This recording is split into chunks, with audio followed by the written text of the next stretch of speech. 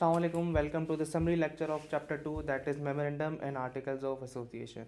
Sir इस chapter के अंदर हमने 5 टॉपिक्स पढ़े थे। एक हमने पढ़ा था मेमोरेंडम ऑफ एसोसिएशन होता क्या है, उसकी क्लॉजेस पढ़ी थी कि कौन कौन सी क्लॉजेस होती हैं, किस टाइप ऑफ कंपनी में कौन सी क्लॉज रेलिवेंट है, ठीक है जी, और किस क्लॉज में क्या चीज़ आती है। फिर इसके अलावा हमने पढ़ा नेम्स के बारे में, ठीक है। एक तो हमने नेम क्लॉज पढ़ी, फिर हमने दूसरे टॉपिक में नेम्स के बारे में फर्दर प्रोविजंस पढ़े कि नाम रिजर्व कैसे होता है, नाम रेक्टिफाई कैसे होता है, नाम चेंज कैसे होता है, ठीक है। फिर हमने क्या पढ़ा, फिर हमने पढ़ा इसी तरह रजिस्टर्ड ऑफिस कैसे ऑल्टर होता है, प्रिंसिपल लाइन ऑफ बिजनेस कैसे ऑल्टर होता है अपने टॉपिक नंबर 3 में। टॉपिक नंबर 4 में हमने शुरू किया आर्टिकल्स ऑफ एसोसिएशन, और फिर टॉपिक नंबर 5 के अंदर हमने पढ़ा कुछ जनरल प्रोविजंस पढ़े जो मेमोरेंडम और आर्टिकल्स दोनों से रिलेटेड है, ठीक है। तो हम शुरू करते हैं नेम क्लॉज से, ठीक है। अगर मैं नेम क्लॉज की बात करूं क्लॉजेस के अंदर, तो नेम क्लॉज में क्या आता है भाई, लॉ कहता है नेम क्लॉज के अंदर आप नाम लिखना, ठीक है, और फिर जो भी आपका रेलेवेंट पेरेंथेसिस हो वो आप लिख देना। जैसे लिमिटेड कंपनी है, ठीक है, तो क्या आएगा, जैसे अली अली एक फॉर एग्जांपल एक अली कंपनी है तो अली लिमिटेड आ गया, ठीक है। इसी तरह एक गारंटी लिमिटेड है तो अली क्या आ जाएगा, अली गारंटी लिमिटेड आ जाएगा पेरेंथेसिस, और इसी तरह फिर अनलिमिटेड कंपनी है तो साथ में क्या आ जाएगा, अनलिमिटेड आ जाएगा। सही है जी। फिर हम आ गए थे अपने रजिस्टर्ड ऑफिस क्लॉज के ऊपर। हमने ये पढ़ा कि रजिस्टर्ड ऑफिस क्लॉज के अंदर क्या आएगा भाई, मेरे सूबे का नाम आएगा, ठीक है। जिस सूबे में मेरा रजिस्टर्ड ऑफिस है मैं वो लिख दूंगा, ठीक है। या फिर कोई ऐसा पार्ट ऑफ पाकिस्तान जो किसी सूबे का हिस्सा नहीं है, लेट से इस्लामाबाद, तो फिर मैं क्या करूँगा, सीधा सीधा उस हिस्से का नाम लिख दूंगा, लेट से इस्लामाबाद। सही है जी। फिर एक और चीज़ हमने डिस्कस की थी, हमने कहा था आप क्या करना, इन कॉरपोरेशन के 30 दिन के अंदर रजिस्ट्रार को नोटिफाई कर देना कि भाई आपका प्रॉपर रजिस्टर्ड एड्रेस ये है। फिर अगर आपको चेंज करना है, रजिस्टर्ड ऑफिस चेंज करना है, ठीक है, मैं ऑल्ट्रेशन की बात नहीं कर रहा, इसके बारे में हम डिटेल में पढ़ चुके हैं कि कब ऑल्ट्रेशन है और कब नॉर्मल चेंज है, ठीक है। अब मैं चेंज कर रहा हूँ तो मुझे स्पेशल रेजोल्यूशन पास करनी पड़ेगी, लेकिन किस केस में, अगर मेरा चेंज सूबा चेंज नहीं हो रहा लेकिन मेरा शहर तो चेंज हो रहा है ना, ठीक है। तो कह रहा है अगर आप एक ही सूबे में एक शहर से दूसरे शहर जा रहे हो, one city in a province to another, तो आपको स्पेशल रेजोल्यूशन पास करनी पड़ेगी। इसी तरह अगर आप जो ऐसा पार्ट ऑफ पाकिस्तान जो कोई सूबा नहीं है उसी में एक शहर से दूसरे शहर जा रहे हो तो आप क्या करोगे, स्पेशल रेजोल्यूशन पास कर लोगे, ठीक है जी। ऑल्ट्रेशन के ऊपर अभी हम आते हैं, ऑल्ट्रेशन कैसे हो गया, अभी हम सिर्फ क्या पढ़ रहे हैं, चेंज पढ़ रहे हैं। अच्छा, फिर हम आ गए थे प्रिंसिपल लाइन ऑफ बिजनेस के अंदर। प्रिंसिपल लाइन ऑफ बिजनेस में सबसे पहले हमने एक चीज़ पढ़ी, हमने कहा पहले तो डिटरमिन कर लो ना कि प्रिंसिपल लाइन ऑफ बिजनेस है क्या। तो लॉ कहता है कि भाई ऐसा बिजनेस जिसमें आपके सब्सटेंशियल एसेट्स हो, मतलब ज़्यादा एसेट्स हो, या फिर क्या हो, सब्सटेंशियल रेवेन्यू कमा के देता हो वो। कैसे डिसाइड करेंगे, तो लॉ कहता है भाई विच एवर इज हायर, ठीक है, हायर ऑफ सब्सटेंशियल एसेट्स या फिर सब्सटेंशियल रेवेन्यू, जो मुझे ज़्यादा कमा के देता है या फिर जिसमें मेरे एसेट्स ज़्यादा हैं वो मेरा क्या है, प्रिंसिपल लाइन ऑफ बिजनेस है। फिर उसने कहा कि भाई आप क्या कर सकते हो, आप कोई भी लॉफुल एक्टिविटी परफॉर्म कर सकते हो बीइंग अ कंपनी, ठीक है। अब आपका प्रिंसिपल लाइन ऑफ बिजनेस है शुगर, ठीक है, तो उसके लिए जो इंसिडेंटल और एंजिलरी ट्रांजेक्शन है आप वो इनकर कर सकते हो, प्रोवाइडेड के वो लॉफुल हो। लेट से आपका trade off sugar cane, sugar बनाने के लिए आपके इंसिडेंटल और एंजिलरी ट्रांजेक्शन है, ठीक है, और लॉफुल भी है, तो लॉ कहता है कि वो आपको परफॉर्म करने की साथ साथ इजाज़त है, ठीक है जी। फिर कहता है कि आपका जो नाम हो ना वो आपके प्रिंसिपल लाइन ऑफ बिजनेस के साथ कमेंजरेट करे, मतलब मैच करे आपका नाम और आपका काम, ठीक है। नाम देख के आपके काम की पहचान हो जानी चाहिए। फिर क्या कहता है भाई, आपने अगर principal line of business change किया है तो आपको 30 दिन के अंदर रजिस्ट्रार को बताना होगा, ठीक है। और फिर एक चीज़ हमने पढ़ी कि लॉ ने मना कर दिया कि आप कोई रिस्ट्रिक्टेड, ठीक है, एक्टिविटीज़ नहीं कर सकते अनलेस कि आपको प्रॉपर लाइसेंस या अप्रूवल जो चाहिए होता है वो मिल जाए। और इसी तरह जो प्रोहिबिटेड एक्टिविटीज़ हैं वो तो किसी सूरत में अलाउड ही नहीं है। अच्छा, फिर हमने एक चीज़ पढ़ी, what about the existing companies, जो ये कंपनीज एक्ट आने से पहले ही, हाँ पहले ही होती थी। अब जो 1984 का ऑर्डिनेंस था, इससे पहले जो लॉ था उसके अंदर तो ऑब्जेक्ट क्लॉज होता था, प्रिंसिपल लाइन ऑफ बिजनेस का कॉन्सेप्ट नहीं था। तो उसने कहा कि जब आप उस टाइम पे ऑब्जेक्ट क्लॉज के अंदर मुझे ऑब्जेक्टिव ऑब्जेक्ट्स लिख के देते थे ना, तो सीरियल नंबर 1 पे जो तुम्हारा ऑब्जेक्ट था, सीरियल नंबर 1 पे जो तुम्हारा ऑब्जेक्ट था, मैं उसको तुम्हारा प्रिंसिपल लाइन ऑफ बिजनेस मान लूँगा। अब ऐसा हो भी सकता है कि वो आपका प्रिंसिपल लाइन ऑफ बिजनेस ना हो, तो उसने कहा अगर तो ऐसा है तो आप क्या कर लो, आप चेंज कर लो और जो आपको प्रिंसिपल लाइन ऑफ बिजनेस बनाना है उसको सीरियल नंबर 1 पे ले जाओ और फिर रजिस्ट्रार को उसके बारे में इंटीमेट कर दो। ठीक है, क्लियर है भाई, यहाँ तक हम क्लियर है, आगे बढ़ जाएं। फिर हम आ गए थे अंडरटेकिंग के ऊपर।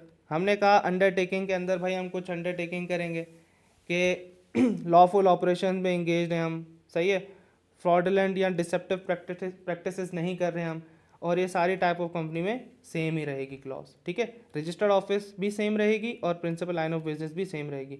फ़र्क अभी तक हमने सिर्फ किस में पढ़ा, नेम क्लॉज में पढ़ा कि वो टाइप ऑफ कंपनी के साथ पैरेंथेसिस चेंज हो जाएगी।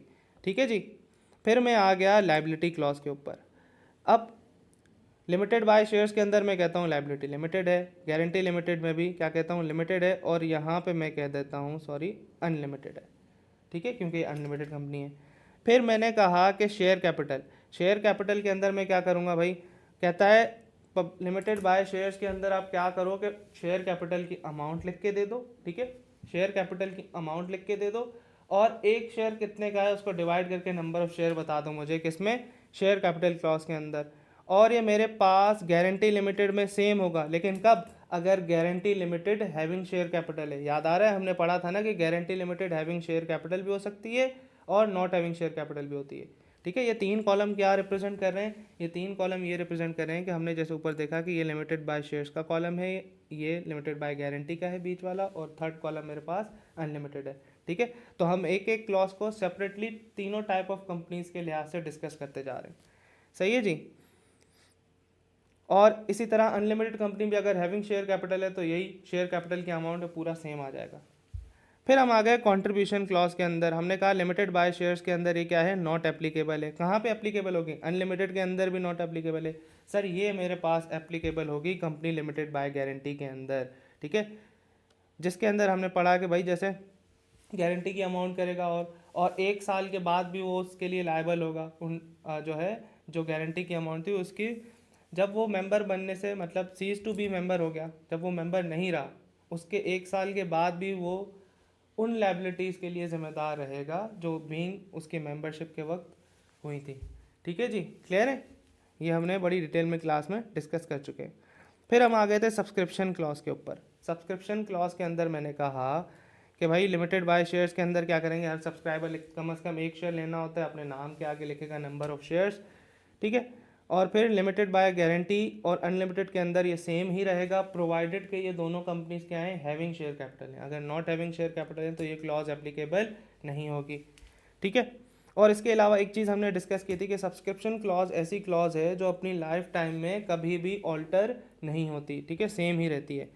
अच्छा भाई, एक सेक्शन हमने पढ़ा था borrowing powers to be part of the memorandum. हमने कहा कि भाई बोरिंग पावर्स के बारे में तो अभी किसी क्लॉज के अंदर कुछ मेंशन नहीं था, लेकिन लॉ ने कहा कि आपके मेमोरेंडम को मैं इम्प्लाइड पावर देता हूँ।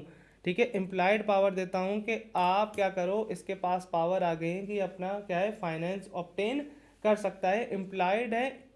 ठीक है, अज्यूम्ड डीम्ड पावर दे दी गई हैं लॉ ने, बोरिंग पावर्स जो है मेमोरेंडम का पार्ट बना दी गई हैं। क्लियर है भाई। फिर हम आ गए थे अपने इस टॉपिक के आखिरी कॉन्सेप्ट पे, जो क्या था कि मेमोरेंडम क्या होना चाहिए, डेटेड प्रिंटेड साइंड होना चाहिए। ठीक है, और फिर डिवाइडेड इनटू पैराग्राफ होना चाहिए, नंबर कंसेक्यूटिव होना चाहिए। इसके अलावा मैंने एक चीज़ पढ़ी कि भाई जो विटनेस थे हम, सही है, विटनेस की भी ये सारी चीज़ें लिखेंगे, ऑक्यूपेशन, नेशनैलिटी, जैसे कि सब्सक्राइबर की हम मेंशन करेंगे। फिर हम आ गए सर अपने पास टॉपिक नंबर 2 पे, जो था नेम ऑफ द कंपनी। ठीक है, नेम ऑफ द कंपनी के अंदर हमने क्या पढ़ा, नेम ऑफ द कंपनी के अंदर हमने पढ़ा ये कि भाई कुछ नाम है जो अलाउड ही नहीं होंगे, प्रोहिबिटेड है।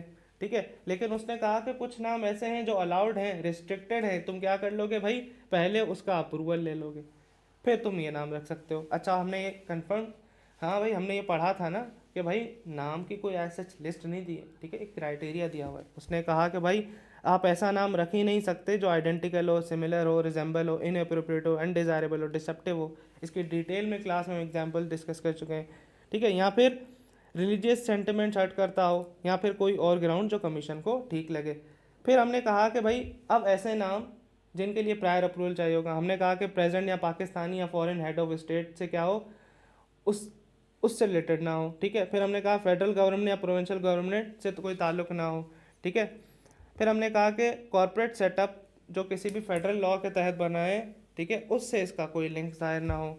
अगर ये सब चीज़ें होंगी, ठीक है, मुदारबा होगा या फिर अदर बिजनेस जिसके लिए मेरे पास लाइसेंस चाहिए, अगर ये चीज़ें एग्जिस्ट करती होंगी तो नाम रख सकते हो, लेकिन क्या करना है, प्रायर अप्रूवल लेना पड़ेगा। सही है जी। फिर मैं आ गया अपना नाम ऑब्टेन कैसे करना है या नाम रिजर्व कैसे कराना है। ठीक है, हमने कहा कि भाई मैक्सिमम 60 दिन के लिए नाम रिजर्व हो सकता है। आपने क्या करना है, एक एप्लीकेशन देनी है रजिस्ट्रार को, ठीक है, या तो रजिस्ट्रार एक्सेप्ट कर लेगा या तो रजिस्ट्रार रिफ्यूज़ कर लेगा। भाई अगर रिफ्यूज़ कर लेता है तो लॉ कहता है कि आपके पास इजाज़त है 30 दिन में आप क्या जाओ, कमीशन के पास चले जाओ अपील लेके, और कमीशन का जो इसके ऊपर डिसीजन होगा वो फाइनल होगा। अब हमने कहा अगर एक्सेप्ट हो जाता है, ठीक है, अगर एक्सेप्ट हो जाता है, लेकिन क्या था, जो रिजर्व करवाया था नाम आपने फॉल्स या इनकरेक्ट इन्फॉर्मेशन दे के रिजर्व कराया था, तो भाई लॉ कहता है, अब इसके अंदर हो जाएंगे दो केस। कहता है यहाँ तो कंपनी अभी बनी नहीं होगी, कंपनी की इनकॉर्पोरेशन से पहले ही ये सामने आ गया कि नाम क्या है, फॉल्स और इनकरेक्ट इन्फॉर्मेशन से, या फिर कंपनी बन चुकी होगी। कहता है अगर कंपनी नहीं बनी होगी तो आपकी रिजर्वेशन वो नाम कैंसिल हो जाएगा, ठीक है, लेकिन अगर कंपनी बन गई है तो वो आपको डायरेक्शन देगा कि आप नाम चेंज कर लो। और दोनों केसेस में क्या है भाई, आपके पास लेवल 1 की पेनल्टी लग सकती है। अच्छा भाई, फिर मैं आ गया चेंज। पहले मैंने देख लिया नाम रिजर्व कैसे होगा, अब मैं देख रहा हूँ नाम चेंज कैसे होगा। तो भाई इसके अंदर हमने दो केस पढ़े ना, हमने कहा या तो नाम का चेंज होगा या फिर पेरेंथीसिस का चेंज होगा। कहता है अगर आप नाम चेंज करने जा रहे हो, अगर आप नाम चेंज करने जा रहे हो तो आप क्या करना है, स्पेशल रेजोल्यूशन पास कर लेना और रजिस्ट्रार का अप्रूवल ले लेना। ठीक है जी, सही है, स्पेशल रेजोल्यूशन पास कर लेना और रजिस्ट्रार का अप्रूवल ले लेना। लेकिन कहता है अगर पेरेंथीसिस का चेंज है, क्यों हो सकता है भाई, कन्वर्ट हो रहा हो आपका स्टेटस, मैं प्राइवेट से सिंगल मेंबर कंपनी बन जा रहा हूँ, सिंगल मेंबर से प्राइवेट बन रहा हूँ, या प्राइवेट से पब्लिक बन रहा हूँ, ठीक है, कुछ भी हो सकता है। तो इस केस में क्या है, मेरा पेरेंथीसिस चेंज हो जाएगा। कहता है तो ये रिक्वायर्ड होगा आपको, इसके लिए आप क्या करोगे, सिर्फ और सिर्फ स्पेशल रेजोल्यूशन पास करोगे। क्लियर है भाई। फिर हम आ गए अपना effect of change of name. कहता है नाम चेंज करने से ना, अब 3 केसेस बताता है। रजिस्ट्रार क्या करेगा नाम चेंज होगा तो, भाई आपका नया नाम डाल देगा रजिस्टर में और इशू कर देगा आपको certificate of incorporation, altered certificate of incorporation, ठीक है। कंपनी क्या करेगी, भाई कंपनी को 90 दिन तक वो नाम अपना नए नाम के साथ, पुराने नाम के साथ, नया और पुराना नाम, जैसे ABC XYZ कंपनी इस तरह मेंशन करना, या formerly known as XYZ company, आपको ये दोनों नाम मेंशन करने पड़ेंगे 90 दिन तक हर जगह पे, ठीक है। फिर कहता है नाम से क्या होगा, भाई नाम से लॉ कहता है नाम चेंज करने से आपके राइट्स एंड लाइबिलिटीज़ अफेक्ट नहीं होंगे। आपने किसी को पैसे देने हैं, आपने किसी से पैसे लेने, जो पुराने नाम के ऊपर बिल था वो वैसे ही एज इट इज़ रहेगा। नाम चेंज करने से उसके ऊपर कोई फ़र्क नहीं आएगा। फिर इसी तरह वो कहता है अगर आपके खिलाफ कोई केस चल रहा है या आपने किसी के ऊपर केस किया है पुराने नाम से, तो नाम बदलने से उन केस की प्रोसीडिंग्स के ऊपर कोई फ़र्क नहीं पड़ेगा, ठीक है। फिर मैंने एक चीज़ पढ़ी, रेक्टिफिकेशन ऑफ नेम, के नाम के अंदर पूरा नाम चेंज नहीं करना है, मैंने क्या करना है, थोड़ा सा रेक्टिफाई करना है नाम में, सही है। इन एडवर्टेंस या फॉल्स या इनकरेक्ट इन्फॉर्मेशन दे के मैंने नाम रख लिया था। अब चाहे तो कंपनी खुद भी कर सकती है, ठीक है। खुद कैसे करेगी, रजिस्ट्रार के अप्रूवल के साथ, या फिर कंपनी खुद नहीं कर रही, रजिस्ट्रार ने डायरेक्शन दिए, सही है, registrar opportunity of being heard देगा और 30 दिन में उसके डायरेक्शन के आपने कंप्लायंस करनी है, ठीक है, कि आपने क्या करना है, नाम सही कर लेना है। यहाँ तो आप टाइम पे कर लोगे तो कोई एक्शन नहीं होगा, अगर आपने कंप्लायंस टाइम पे नहीं की तो रजिस्ट्रार नया नेम रजिस्टर में डाल देगा और आपको altered certificate of incorporation issue कर देगा। सही है जी। फिर हम आ गए अपने लास्ट कॉन्सेप्ट के ऊपर इस टॉपिक के, that was the publication of name. Publication of name में कहता है भाई नाम, इनकॉर्पोरेशन नंबर आपने क्या करना है, रजिस्टर्ड ऑफिस और सारी प्लेस ऑफ बिजनेस के ऊपर मेंशन करना है। फिर सर्टिफाइड कॉपी ऑफ, सर्टिफाइड जो है कॉपी किसकी, सर्टिफिकेट ऑफ इनकॉर्पोरेशन की आपने लगानी है, ठीक है। फिर नाम, एड्रेस और पर्टिकुलर्स जो दूसरे हैं, ठीक है, फैक्स नंबर वगैरह वगैरह जो भी चीज़ें आपने क्या करना है, सारे कंपनी के डॉक्यूमेंट्स, लेटर हेड हो गया, इनवॉइसेस हो गया, उनके ऊपर मेंशन करना है इंग्लिश में या फिर उर्दू में। अच्छा, नॉन कंप्लाइंस इस सेक्शन की करोगे तो क्या हो जाएगा, लेवल 1 की पेनल्टी लग सकती है, ठीक है। यहाँ तक हमने क्या कर लिया, अपने 2 टॉपिक्स कंप्लीट कर लिए। आए शुरू करते हैं तीसरा टॉपिक, जिसके अंदर हमने क्या पढ़ा था, रजिस्टर्ड ऑफिस और प्रिंसिपल लाइन ऑफ बिजनेस के बारे में पढ़ा था। अच्छा, हमने कहा रजिस्टर्ड ऑफिस क्या है, अगर आपने चेंज करना है तो 30 दिन के अंदर आपने करना होगा, ठीक है। सॉरी 30 दिन के अंदर आपने क्या करना है, रजिस्ट्रार को नोटिफाई कराना है कि आपका रजिस्ट्रार ऑफिस ये है। चेंज करना है तो आपने क्या करना है, चेंज करना है तो आपने स्पेशल रेजोल्यूशन पास करनी। अगर चेंज क्या है, एक ही सूबे में एक शहर से दूसरे शहर जा रहे हो, ठीक है, अगर विद इन सिटी कहीं चेंज कर रहे हो तो स्पेशल रेजोल्यूशन की ज़रूरत नहीं है, सिर्फ आपने क्या करना है, रजिस्ट्रार को इंटीमेट कर देना है। क्लियर है भाई। फिर हमने एक केस पढ़ा, ऑल्ट्रेशन ऑफ मेमोरेंडम, ठीक है, alteration of registered office clause, ठीक है। ऑल्ट्रेशन के अंदर हमने क्या कहा भाई, ऑल्ट्रेशन में हमने कहा, क्योंकि मैं वहाँ पे सूबा लिखता हूँ, जब कोई ऐसा चेंज, जब कोई ऐसा चेंज जिससे मेरा मेमोरेंडम ही ऑल्टर हो रहा है, मैं कराची में था, मैं लाहौर में जा रहा हूँ, अब मेरी ऑल्ट्रेशन है, इस केस के अंदर लॉ कहता है कि भाई आप क्या करना, ठीक है, आप स्पेशल रेजोल्यूशन भी पास करोगे, आपको कमीशन का अप्रूवल भी चाहिए होगा, ठीक है। फिर कहता है आपने क्या करना है, आप कमीशन का अप्रूवल लोगे, कमीशन क्या करेगा, 7 दिन में आपको और कंपनी को, और सॉरी आपको और रजिस्ट्रार को, दोनों को क्या करेगा, उस ऑर्डर की कॉपी भिजवा देगा। फिर आपने क्या करना है भाई, आपने क्या करना है, आपने क्या करना है कि वो 30 दिन में क्या करना है, रजिस्ट्रार के पास सबमिट करानी है। 30 दिन में क्या करना है, रजिस्ट्रार के पास सबमिट करानी है। अगर 30 दिन का जो पीरियड है, कमीशन एक्सटेंड भी कर सकता है रीजनेबल जस्टिफिकेशन की बेसिस पे। इसी तरह फिर प्रिंसिपल लाइन ऑफ बिजनेस की बात करूं तो उसके लिए भी स्पेशल रेजोल्यूशन चाहिए होगा, लेकिन कमीशन का अप्रूवल नहीं चाहिए होगा, ठीक है। तो फिर क्या होगा, वही मैं 30 दिन में रजिस्ट्रार को बता दूंगा कि भाई principal line of business change हो गया है। याद आ रहा है, मैंने कहा कि भाई आपको हर एक के प्रोसीजर अलग अलग याद करने की ज़रूरत नहीं है, लॉ ने तो एक जगह बता दी है ना। देख रहे हो, अब यहाँ पे जिस जिस पे टिक है, दोनों पे कमीशन के अप्रूवल वाले के साथ ये डब्बा भी आ जाएगा, कोई भी केस हो, ठीक है। लेकिन अगर कमीशन का अप्रूवल नहीं चाहिए तो खाली ये चीज़ आएगी। क्लियर है भाई। और फिर उसके साथ अगर रजिस्टर ऑफिस है तो चेंज वाला प्रोसीजर जो है कैरी फॉरवर्ड हो जाएगा, 15 दिन वाला इंटीमेट कर देना रजिस्ट्रार को। बहुत डिटेल में क्लास के अंदर हम ये डिस्कस कर चुके हैं बात। फिर इसी तरह उसने कहा कि अगर आपने क्या किया है, ऐसी कोई बिजनेस एक्टिविटी अडॉप्ट की है जिसके लिए रिस्ट्रिक्शन हो, ठीक है, रिस्ट्रिक्टेड बिजनेस जिसके लिए लाइसेंस चाहिए, अप्रूवल चाहिए, तो फिर इसमें आपको कमीशन का अप्रूवल चाहिए होगा, और ये वाला डब्बा फिर इसके लिए भी रेलिवेंट हो जाएगा। क्लियर है भाई। इसी के बाद फिर हम आ गए अपने चौथे टॉपिक पे, articles of association. Sir articles of association के अंदर हमने फिर अगेन कहा कि 3 टाइप ऑफ कंपनी है, company limited by shares, limited by guarantee और अनलिमिटेड कंपनी, ठीक है। लिमिटेड बाय गारंटी हमने कहा हैविंग शेयर कैपिटल भी हो सकती है, नॉट हैविंग शेयर कैपिटल भी हो सकती है। इसी तरह जो अनलिमिटेड कंपनी है वो भी नॉट हैविंग शेयर कैपिटल और हैविंग शेयर कैपिटल हो सकती है। तो कंपनी लिमिटेड बाय गारंटी और unlimited company having share capital, दोनों के अंदर वो कहता है कि आप क्या कर लो, state the amount of share capital with which the company proposes to be registered, ठीक है। आप हमें अमाउंट ऑफ शेयर कैपिटल बता दो जिससे कंपनी बनने जा रही है।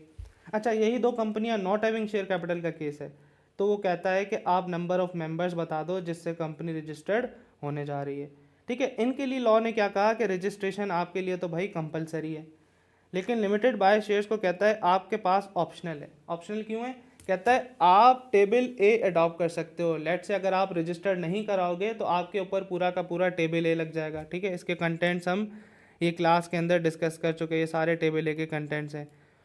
तो वो कहता है कि अगर आपने रजिस्टर्ड नहीं कराया तो पूरा का पूरा टेबल ए आपके ऊपर लग जाएगा। यहाँ पे रजिस्टर्ड करवा दिया, टेबल ए एक्सक्लूड कर दिया, तो फिर टेबल ए नहीं लगेगा, ठीक है। और ऐसा भी हो सकता है कि रजिस्टर्ड करवाया, पार्शली टेबल ए भी एप्लीकेबल हो सकता है, जितना अनमोडिफाइड एक्सटेंट हो। इसके ऊपर क्लास में एग्जाम्पल के साथ डिस्कस कर चुके हैं, सही है जी। फिर सेम सेक्शन जो मैंने मेमोरेंडम के अंदर पढ़ा, मैंने कहा मेमोरेंडम मिटा के मैंने सिर्फ आर्टिकल्स लिख दिया, क्योंकि ये सेक्शन दोनों के ऊपर लगता है कि आर्टिकल्स आपका प्रिंटेड डेटेड साइंड हो, ठीक है, पैराग्राफ में हो, कंसेक्यूटिव नंबर हो, ठीक है, और पर्टिकुलर्स मेंशन हो दोनों के, विटनेस के भी और सब्सक्राइबर्स के भी।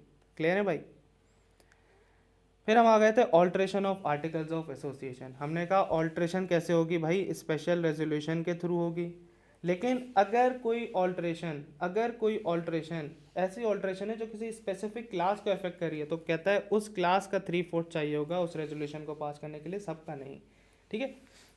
फिर हम आ गए अपने आखिरी टॉपिक के ऊपर, general provision as to memorandum and articles. भाई जनरल प्रोविजन के अंदर हमने क्या पढ़ा, पहले तो हमने एक चीज़ पढ़ी कि एक्ट टू ओवरराइड, कि जो एक्ट है वो ओवरराइड हो जाएगा किसके ऊपर, सर कहता है जब भी क्लैश होगा किसी दूसरे लॉ में, कंपनी लॉ वर्सेस मेमोरेंडम में, आर्टिकल्स में, या किसी एग्रीमेंट में, तो हमेशा क्या प्रिवेल करेगा सर? हमेशा कंपनी लॉ प्रिवेल करेगा। ठीक है, इन सब में किसी से भी क्लैश हो जाए हमेशा कंपनी लॉ प्रिवेल करेगा, अनलेस के उसने कंपनीज एक्ट ने खुद कह दिया कि भाई इस स्पेसिफिक केस में अगर हमारा क्लैश हो तो तुम क्या करना, उस सामने वाले पर्टिकुलर जो भी डॉक्यूमेंट है उसको मान लेना। जब तक कंपनी लॉ खुद नहीं कहे तो हमेशा कंपनी लॉ विल प्रिवेल। सही है। फिर हम आ गए भाई एक सेक्शन 39 के ऊपर कि आपसे कोई भी मेंबर कॉपी मांग सकता है, आपने उसकी रिक्वेस्ट के 14 दिन के अंदर रीजनेबल फी जो आपने सेट की होगी आप उसको कॉपी देने के पाबंद हो। ठीक है, वरना आपके ऊपर लायबिलिटी लग जाएगी लेवल 1 की। फिर भाई हमने कहा इफेक्ट्स ऑफ मेमोरेंडम। अब हमने कहा सबसे पहला इफेक्ट तो बाइंडिंग होता है। जो मेमोरेंडम है, आर्टिकल है, क्या है ये? बाइंडिंग है मेंबर्स के ऊपर कि इनको जो वहाँ मेंशन कर दिया अब उसी के हिसाब से चलना है। ठीक है। और फिर हमने कहा जो हमारे सब्सक्राइबर थे जो उनको हमने शेयर इशू किए वो क्या है, 30 डेज़ में उनको वो पेबल है। उन्होंने जो है इनकॉर्पोरेशन के 30 दिन में कंपनी को पैसे पे करने हैं।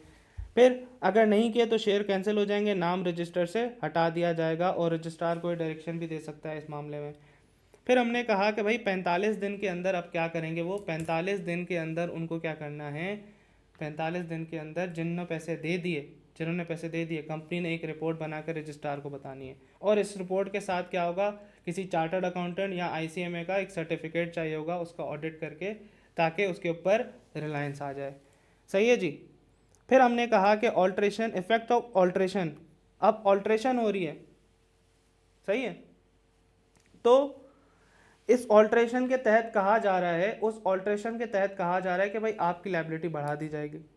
तो लॉ कहता है कि आप जो ऑल्ट्रेशन उसके मेंबर बनने के बाद हो रही है तो वो ऑल्ट्रेशन उसके ऊपर नहीं लगेगी जिसमें उसकी लायबिलिटी बढ़ रही है। कब तक? जब तक कि वो सामने वाला बंदा खुद लिख के ना दे दे कि भाई हाँ इस केस के अंदर मैं एग्री हूँ, भले लायबिलिटी बढ़ जाए। ठीक है, जब तक उसका राइटिंग में कंसर्ट नहीं मिलेगा आप जो है उसको ज़्यादा शेयर सब्सक्राइब करने पे जो है लायबल नहीं ठहरा सकते, ना ही उसकी जो है कंट्रीब्यूशन की लायबिलिटी को बढ़ा सकते हो।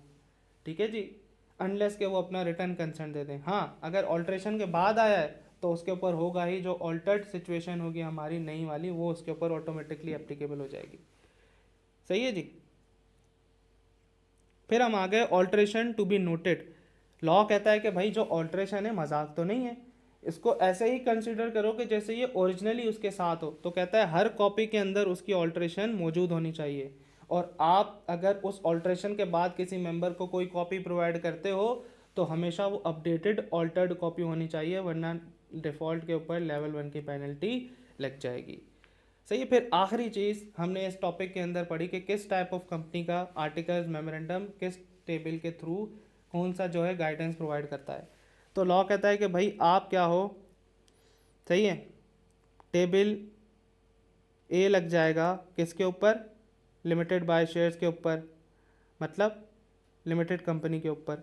ठीक है। फिर हमने कहा कि अगर आप कौन सी हो, लिमिटेड बाय शेयर हो, लेकिन आप कौन सी हो, पब्लिक हो, प्राइवेट हो, एसएमसी प्राइवेट लिमिटेड हो, तो आपका मेमोरेंडम टेबल बी के हिसाब से बन जाएगा। Limited by guarantee not having share capital हो तो आपका मेमोरेंडम और आर्टिकल टेबल सी के हिसाब से बनेगा। लिमिटेड बाय गारंटी हो विथ शेयर कैपिटल तो आपका मेमोरेंडम और आर्टिकल टेबल डी के तहत बनेगा। इसी तरह अनलिमिटेड कंपनी हो तो आपका मेमोरेंडम आर्टिकल टेबल ई के तहत बनेगा। एसोसिएशन नॉट फॉर प्रॉफिट हो तो आपका मेमोरेंडम आर्टिकल टेबल एफ के तहत बनेगा। यहाँ पे हमने क्या किया है, हमने अपना समरी लेक्चर को कंप्लीट कर लिया है। आई होप कि आपके लिए हेल्पफुल होगा। इंशाल्लाह मिलते हैं नेक्स्ट क्लास में।